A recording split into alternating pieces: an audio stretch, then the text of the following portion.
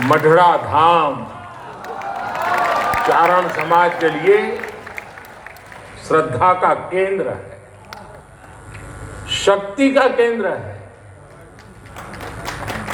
संस्कार परंपरा का केंद्र है। मैं आई के श्री चरणों में अपनी उपस्थिति दर्ज कराता हूं, उन्हें प्रणाम करता हूं। मेरे परिवारजनों, जन्म शताब्दी के इस 3 दिवसीय महोत्सव के बीच आई श्री सोनल मां की स्मृतियां हमारे साथ हैं।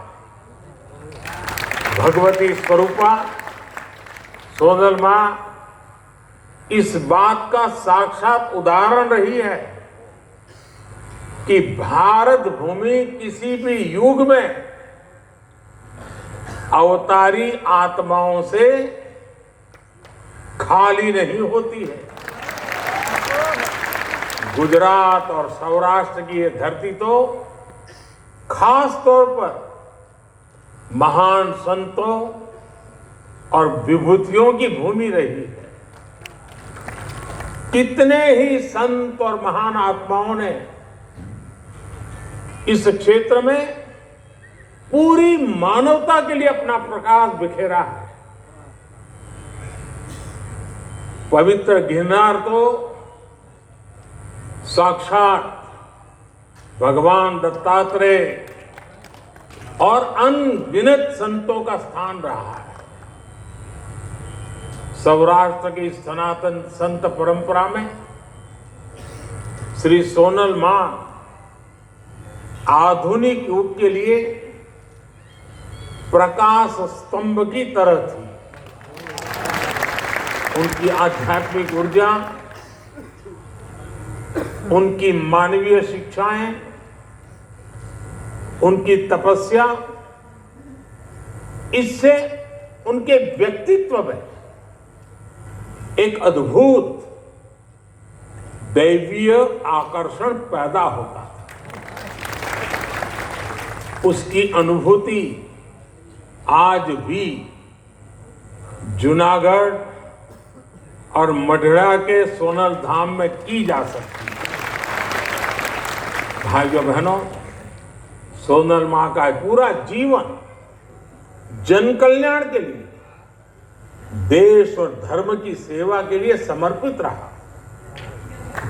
उन्होंने भगत बापू, विनोबा भावे, रविशंकर महाराज, कन्हभाई लहरी, कल्याण सेठ जैसे महान लोगों के साथ काम किया।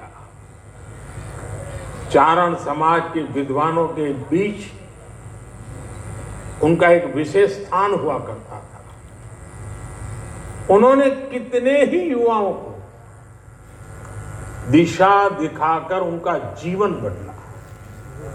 उन्होंने समाज में शिक्षा के प्रसार के लिए अद्भुत काम किया। सोनल मां ने व्यसन और नशे के अंधकार से समाज को निकालकर नई रोशनी दी। सोनल मां समाज को कुरीतियों से बचाने के लिए निरंतर काम करती रही। कच्छ के बोबार गांव से उन्होंने बहुत बड़ा प्रतिज्ञा अभियान शुरू किया था।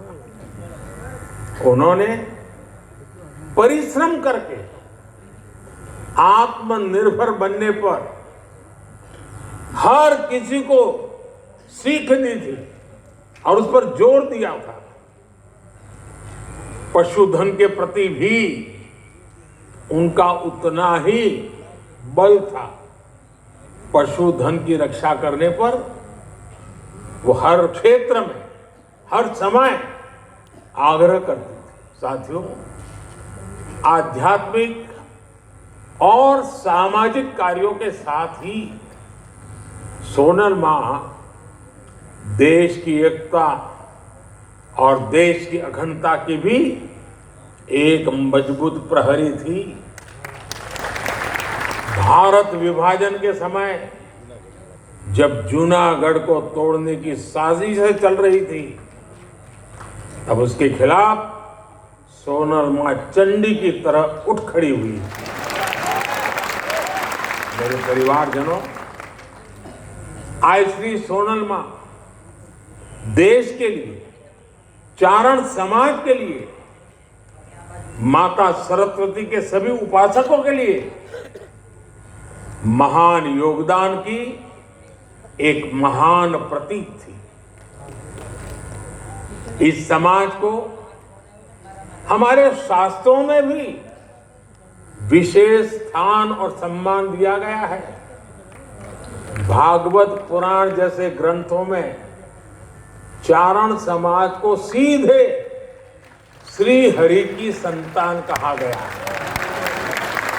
इस समाज पर मां सरस्वती का विशेष आशीर्वाद भी रहा है और इसलिए इस समाज में एक से एक विद्वानों की परंपरा अविरत चलती रही है। पूज्य ठारण बापू, पूज्य ईश्वरदास जी, पिंगल बापू, पूज्य काग बापू, बेरुभा बापू, शंकरदान बापू, शंभुदान जी, भजनीक नारायण स्वामी, हेमूभाई गढ़वी, पद्मश्री कबीरदास और पद्मश्री भिखुदान भाई गढ़वी, ऐसे कितने ही व्यक्तित्व चारण समाज के विचारों को समृद्ध करते रहे। विशाल चारण साहित्य आज भी इस महान परंपरा का प्रमाण है। देशभक्ति के गीत हो या आध्यात्मिक उपदेश हो, चारण साहित्य ने सदियों से इसमें अहम भूमिका निभाई है। श्री सोनल मां की ओजस्वी वाणी खुद इसका एक बहुत बड़ा उदाहरण रही है। उन्हें पारंपरिक पद्धति से कभी शिक्षा नहीं मिली, लेकिन संस्कृत भाषा, उस पर भी उनकी अद्भुत पकड़ थी। शास्त्रों का उन्हें गहराई से ज्ञान प्राप्त था। उनके मुख से जिसने भी रामायण की मधुर कथा सुनी, वो कभी नहीं भूल पाया। हम सब कल्पना कर सकते हैं कि आज जब अयोध्या में 22 जनवरी को श्री राम मंदिर में प्राण प्रतिष्ठा का कार्यक्रम होने जा रहा है, तो श्री सोनल मां कितनी प्रसन्न होगी। आज इस अवसर पर मैं आप सभी से 22 जनवरी को हरेक के घर में शाम को श्री राम ज्योति प्रज्वलित करने का आग्रह करूंगा। कल से ही हमने अपने मंदिरों में स्वच्छता के लिए विशेष अभियान भी शुरू किया है। इस दिशा में भी हमें मिलकर काम करना है। मुझे विश्वास है हमारे ऐसे प्रयासों से श्री सोनल मां की खुशी अनेक गुना बढ़ जाएगी। साथियों, आज जब भारत विकसित होने के लक्ष्य पर, आत्मनिर्भर होने के लक्ष्य पर काम कर रहा है, तो आज श्री सोनल मां की प्रेरणा हमें नई ऊर्जा देती है। इन लक्ष्यों की प्राप्ति में चारण समाज की भी बड़ी भूमिका है। सोनल मां के दिए गए 51 आदेश चारण समाज के लिए दिशा दर्शक और पथ दर्शक है। चारण समाज को इसे याद रखना चाहिए और समाज में जागृति लाने का काम निरंतर जारी रखना चाहिए। मुझे बताया गया है कि सामाजिक समरसता को मजबूत करने के लिए मढ़ड़ा धाम में सतत सदाव्रत का यज्ञ भी चल रहा है। मैं इस प्रयास की भी सराहना करता हूं। मुझे विश्वास है आगे भी मढ़ड़ा धाम राष्ट्र निर्माण के ऐसे अनगिनत अनुष्ठानों को गति देता रहेगा। एक बार फिर आप सभी को श्री सोनल मां की जन्म शताब्दी महोत्सव की बहुत बहुत बधाई। इसी के साथ आप सबका भी बहुत बहुत धन्यवाद। नमस्कार।